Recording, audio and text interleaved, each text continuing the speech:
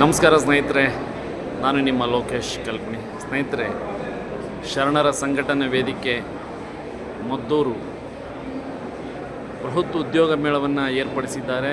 ಹಿಂದೆ ನಡೆಯುತ್ತಿದೆ. ದಯಮಾಡಿ ಯಾರಾದರೂ ಮಾಹಿತಿ ಕೊರತೆಯಾಗಿದ್ದರೆ ಬಂದು ಈ ವಿಡಿಯೋನ ನೋಡಿದಂಥ ಸ್ನೇಹಿತರು ತಮ್ಮ ಸ್ನೇಹಿತರಿಗೆ ಶೇರ್ ಮಾಡಿ ಈ ಉದ್ಯೋಗ ಮೇಳದಲ್ಲಿ ಭಾಗವಹಿಸಬೇಕು ಅಂತೇಳಿ ಕೇಳ್ಕೊಳ್ತಾ ಇದ್ವಿ.